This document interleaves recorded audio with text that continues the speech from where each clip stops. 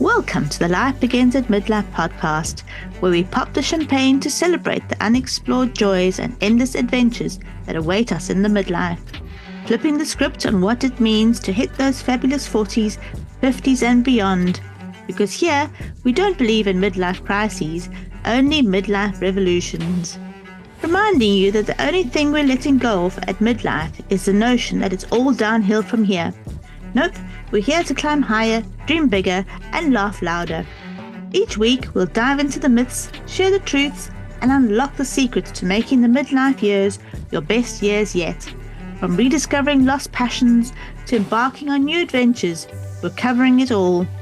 Expect candid conversations with inspiring guests who've turned their midlife years into their most dynamic chapter yet. We're talking to everyone from entrepreneurs who've launched successful startups from their kitchen tables to adventurers who decided age is just a number when it comes to climbing mountains or sailing the seas. So if you've ever found yourself pondering, is this all there is?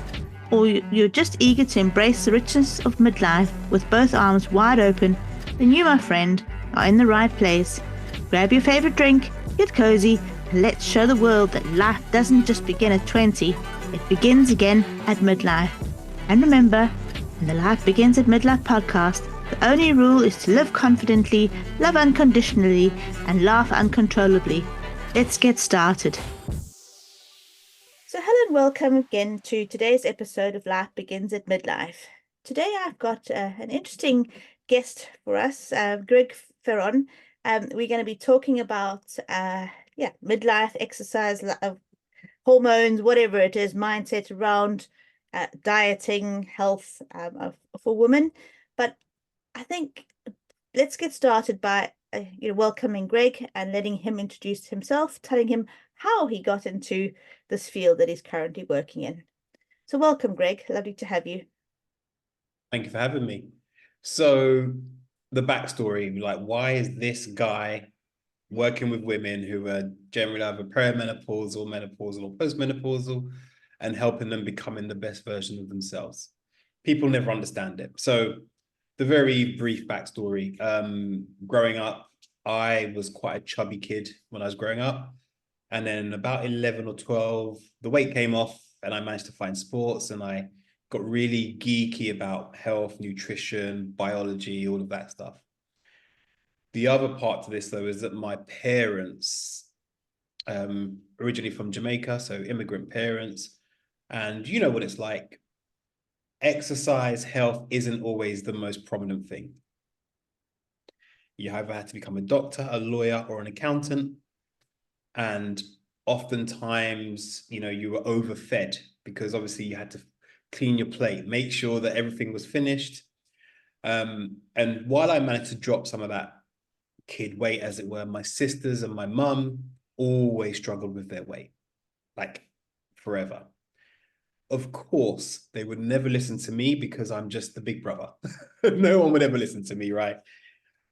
Even though I was a bit of a geek on this stuff. So I went to uni, did a sports science degree, did personal training on the side of my day job. So I went into management and leadership, which really helped me understand people and minds and psychology, and just understand how people operate and work, because you can't lead people without understanding them, is a big thing for me. And then I really, upped my game with nutrition. I then went on to work at UCLH Hospital in London. And for part of my time, I used to run women's health, so maternity, gynecology. Also had the opportunity to spend time with some world-class physicians in endocrinology. So when they found out what I did on the side, they would often say to me, right, Greg, we've got this patient, we've got our hormones okay. Why can't they lose weight? And I'd say, well, it's because physically she might be okay, but mentally she wasn't ready. And that's kind of how I've got into coaching women, I guess. That's where it's led me to. Gosh, I must say it's a very brave area to be embarking in, especially the perimenopausal, menopausal, and postmenopausal space, to be sticking your head up and saying, "I can help you," because I know what we can be like. So Yeah, often there is a reaction to me. They're like, women are like, well, you're a man, you don't understand. And I'll put my hand up and say, I will never go through the hormonal changes and the potential impact on your mood, energy, the flushes. I will never go through that. I think what I can do, though, is provide a safe space where you can say, Greg, do you know what? I had a chocolate bar today. I've messed up and I don't feel good. I haven't got energy. And I'm like, okay, cool. How do we stop it from happening again in the future? What do we need to put in place? And I can support you and I can bring the data side to it, because emotions and data don't always mix. And I think that's where my skill set kind of comes in. So, and also you can provide that sort of masculine space, because sometimes if we feel that we've been heard by another man, for example, we might feel a little bit like, okay, well, it's not all men that think that there's something wrong with us. Some men do actually understand what we're going through. Yeah. we do. Yeah, we do understand. Well, a lot of us understand. A lot of us, a lot of men haven't had exposure to it because, let's be honest, a lot of women don't talk about menopause, especially from my parents' generation. I don't talk about menopause or women's health openly. It's like this big secret that, you can't talk about. If you talk about it, you might get executed or something. So I think men haven't been exposed to it and we're becoming better at it and more work needs to be done. But for me, you know what? It's all about understanding the person. Absolutely. But I think, Because what you're saying, what you were saying about, not being openly spoken about, even amongst women, it's not something that my mum and them have, openly spoken about, even to me as their daughter, as a daughter, it's all been a very, hush hush sort of thing. So when we start going through it, it's nice that, now you've got, you can speak to a friend, say, for example, but even then, there's still that kind of reserved space that you feel like, oh, what will she think if I say to her that this and this and this is happening to me? Will she judge me? Will she think that, there's something wrong with me? So it's getting better, but there's still a long way to go. oh, definitely. And it's always interesting when my clients often say, oh, just so you know, Greg, it's that time of the month. And I'm like, oh, cool. Okay. And I ask questions. Is it heavy? Did you miss a month? What's going on? How's your energy like? And at first, I think they're a bit shocked that a man's taking interest in this stuff. But the thing is, I know that that might play an impact on how you eat, how your day goes, how you show up for your family. I know that it's all connected. And especially when it comes to things like managing weight around kind of that age, it's all connected and you can't look at it separately. Does that make sense? Absolutely. It all determines how many chocolate bars you're going to go through in one day. Exactly. Exactly. Yeah. So, along the, we spoke about it before we came on the podcast, or along the lines of that there's different aspects to, a woman and their, their change of life, if you want to call it that, and, weight and all those sorts of things. And we agreed that, the starting point for anything, if you're wanting to make any changes in your life, whether it's weight or anything like that, it comes down to the mindset. So if your mind is not in the right place, you can do all the the blueprints, the steps, the plans, whatever you get given for anything like that, but nothing's going to work. Well, it might work a little bit because you've, let's say, cut out some chocolate bars, for example, but if if you wanting to do a lasting, lifestyle change, it starts with the mindset. So do you want to tell us a little bit more about that? Yeah. So often clients will come to me and say, hey, Greg, I want to lose weight. What's my diet going to be like? What's my exercise going to be like, etc.? What supplements? And I'll be like, well, let me ask you a question. Who's the person you want to become? And that blows people out of the water. They're like, huh? What are you talking about? I'm like, well, currently you have an identity that's been built up over years and years and years. And it's often mum, provider, auntie, caregiver, it's all of those things. But what do you want? Because if there's no emotional attachment to the identity you want to be and the person you want to be, who you want to see in the mirror, you won't change. Absolutely. Yeah, there has to be that incentive, because as we both know, if you're going through any change, you start off and it's fun because it's something new. But then it gets to that day where, energy's low and, maybe someone in the house has, opened up that bar of chocolate or something like that. And you're thinking, oh, I could just do some, with some of that. And, Yeah. Yeah. it's in those times, if you don't have that vision, that end goal where you're wanting to be in your mind, that's where it's so easy just to say, oh, no one will know. I'm just going to go and have that, whatever it is, that cream cake or, chocolate bar or something like that.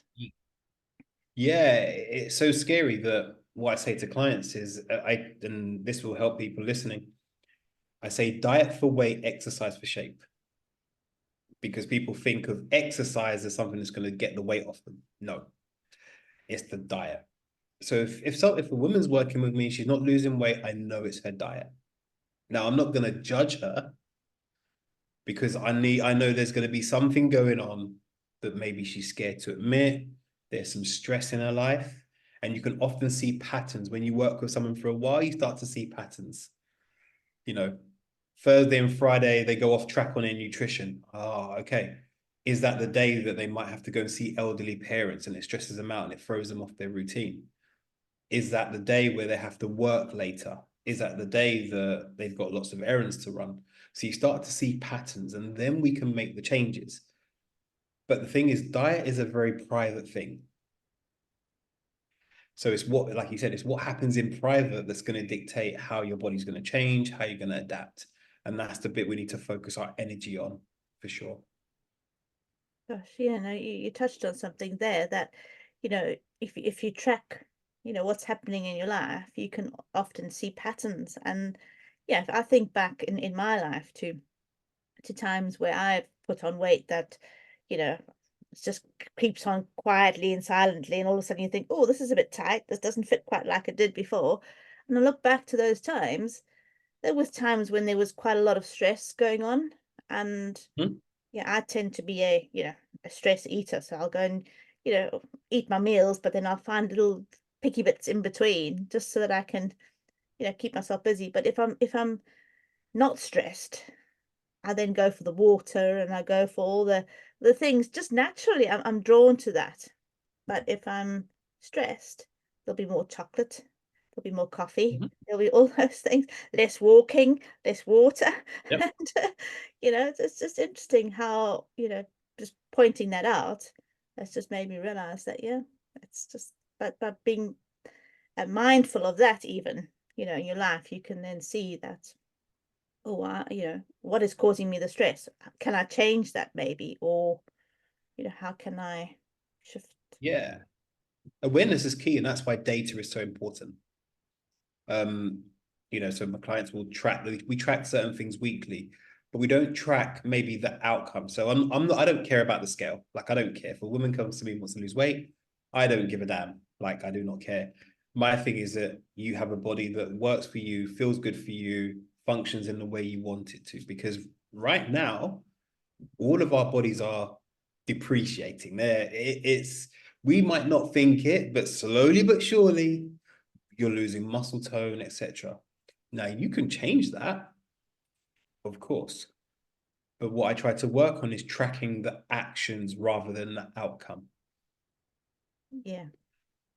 And also, So I suppose, did do you keep an eye on, how the person's feeling? So, if they start feeling better, even though, the scale might be saying that they've not, or might even have put on some weight because, maybe they've built up some muscle or whatever it is from doing some exercise, but they're feeling so much better, and maybe their outfits are fitting so much better. They've got more energy. They're, not huffing and puffing by the time they've walked back from the car. All those kind of things, I think, are, for me, that would yeah, be, something to be looking forward to. that's the most important thing for me. Like I don't, like I said, I don't care about the weight per se. You have to say weight because that's the words that people understand and Yeah. but yeah, if we track in your energy, your sleep, the compliments you get, that's a real big issue for ladies, is compliments. Yes. Yeah, and you'll We don't, notice that your skin will be glowing more, or your eyes will be sparkling some more, and those will just be subtle little things that you might not notice, but people will notice when you walk into a room because you're just showing up so much better. Yeah, and if you have a business, for example, you'll tend to start doing things in like your business that you wouldn't normally do because you start to feel better. You've got more energy. You don't have as much brain fog. Yeah. You're getting better sleep. Brain So you fog. perform. Yeah, That's quite a big challenge sometimes. You walk into another room and think, what did I get here for? It's like, okay, we'll go back to where I came from. And who am I? What's my name? How old am I? yeah, or you're Um, mid-sentence and you forget what you're saying and you just stop and you think, what hmm. was I actually just saying there? It's quite interesting. And that can a lot of that can be changed by how you eat, how you look after yourself, but it doesn't take big things, it takes consistent things. That's And I it. think most women, I think I read a stat recently that said the average woman has been on 45 diets by the time she's 30 or something. My goodness. And I think it might be more than that. I'm not sure. That's I'll look it up. That's frightening. Think of It's it. scary, isn't it?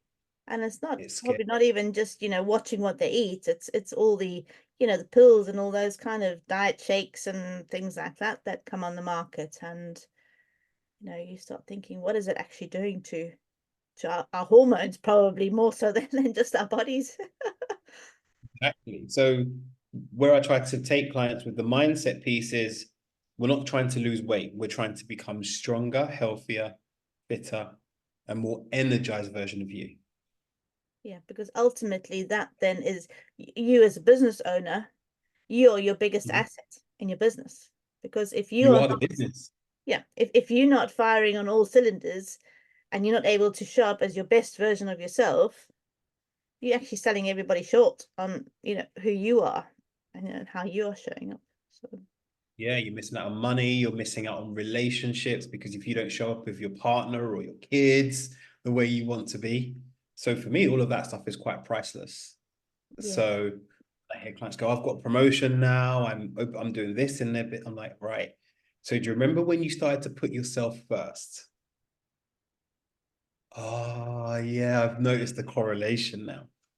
yeah, because Yeah. as women, we've been taught right from little, everybody else comes first and, look after the children, look after the partner, husband, look after all the friends and all the parents and everybody else. And by the end of the day, it's like, well, what's left for me?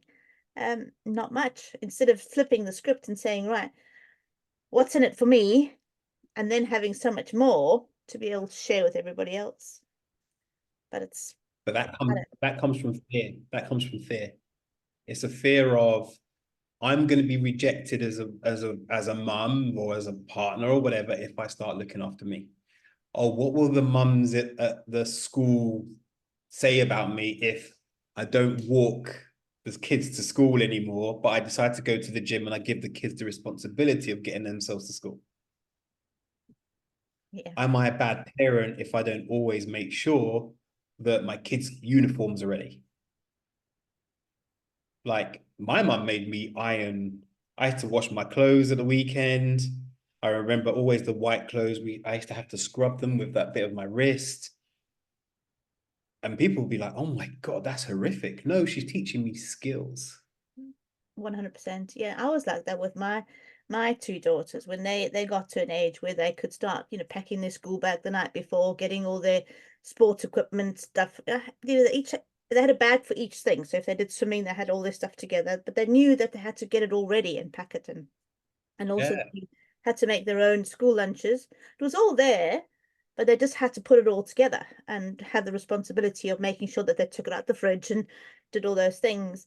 And I remember so many of the mums at school used to pass comments and say, "Oh, you're being so mean. How can you expect them to be doing the homework and the schoolwork and still doing all these things?" I was like, life skills? Because when they move out one day, I'm not going with them. I'm not going to go pack exactly. their bag for work when they're going off to work. They make sure they've got lunch money for work.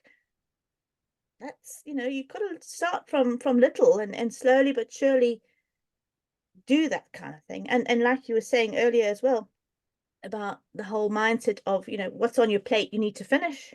That was a huge thing when I was little. I remember sitting at the dinner table. My dad was like, "You're not leaving this table until you've finished all that food." And some of the food was things that I really don't like. And, you know, Mhm. being forced to eat cold, pumpkin fritters and things like that, that it was just like, and but that carried over to when my girls were little and Mm. they had an ice cream, and I would be like, well, I can't throw this half an ice cream in the bin because that's wasting. So I'd have my own ice cream and then I'd still finish their half an ice cream. So what does that do to you? You slowly but surely start getting, until I realized that whether I consume it or whether it goes in the bin, it's still being consumed. It's still gone. So why am I putting Yeah, it into myself and harming my health when I can just put it in the bin? So it's a exactly. huge thing. Yeah, I think, obviously a lot of our parents didn't have the abundance mindset, but we Mm, have a different opportunity. absolutely. And I think I call it stories. We have lots of stories, and we're so attached to what our parents did. Mm. And that thing where people say, "Oh, you're just like your mum," and you go, "No, no way." But at 7 years old, you pick up everything your parents do. Subconsciously, you might not even realize it. Yeah, So as you grow older, you just become a carbon copy. You just don't realize it. But there's an opportunity there to explore those stories and decide whether they're a story or a fact. yeah. And whether they're working for or against where you're wanting to go. And that's where it comes back down to, where do I want to be? Who do I want to be? What do I want to look like? How do I want to feel? And then you can say, am I taking these stories with me? Or am I just leaving them here and I'm going on without them? Exactly that. So yeah, and that's the funny thing. That's a lot more of my work than the actual diet and exercise piece. Yeah, because that's probably, Most of my yeah, a small thing, Mhm. like, maybe, I don't know how you work it, but, cut out this and add this and maybe have a bit more veg or a little bit more protein or something like that. But if people aren't ready for that in the mindset piece, you can give them all sorts of diets, plans, eating plans, whatever it is, and that work for a week, a month, 3 months, but very quickly they'll be back on the couch with a chocolate bar, slice cake, because life's happened. watching Net, watching Netflix, and then till 11 o'clock at night, and then wondering why they're tired the next morning and got brain fog. Yeah. And then they get up again, start the day off with a cup of coffee, some chocolate, a piece of cake, and then they go again. And then wonder why by lunchtime they're ready for an afternoon nap. Exactly. Or And they're then screaming wondering and why. shouting at everybody because they're on the sugar low now because they're just so ratty. So Exactly. So yeah, you have to start with the mind first. absolutely. Like you can't separate the body from the brain. They are together. They talk to each other all of the time. And I think so many women have had the approach of the mechanical diet, exercise, take these pills, Spanx, waist trainers, whatever. But no one's helped address how you operate up here. Yeah. No one's looked through the library of stories that we've been carrying around for our entire life to say which ones are we just leaving there in the archives and which ones are we opening up again and, taking with us, and which new ones are we going to be, taking with us as well. Opportunity to become, Absolutely. instead of saying I'm a business owner, why can't you be I'm an energized, healthy, fit business owner? Why can't you say that? But you Absolutely. have to repeat that to yourself. You have to own it, believe it, and you can't just manifest it, right? Where everyone does The Secret and everyone's like, oh, I'm just going to manifest. You have to be it as well. You mean I can't just sit here and just think all those things? Do I actually have to get up and do something? Unfortunately, we'd all love that, but hey, that's not quite how it works. Absolutely, yeah. I've said my 5 affirmations this morning. Right, I'm going to be skinny by the end of the week. Yeah, no. Oh gosh, No. that'll be interesting. But yeah, there's so much to talk about, and I'd love to get you back to talk a bit more in depth about, how hormones can affect us and how, maybe even sleep, or we could talk about a couple of different aspects because, Yeah. there's far too much to be diving into today. But I think you've left us with some good food for thought around the mindset. Is there one sort of parting bit of wisdom that you can share with any of the listeners around mindset before we end off today. Very simply this, you're a result of the actions that you do every day. Absolutely. And the actions don't have to be big actions. They can just be one tiny little thing that could then compound into big things. Exactly. Everyone thinks that, I'm going to go on this big diet plan and I'm going to smash it. And then, like you said, 2 weeks later. So for me, it's like, right, what's the one win we can do? What's the first brick we can build?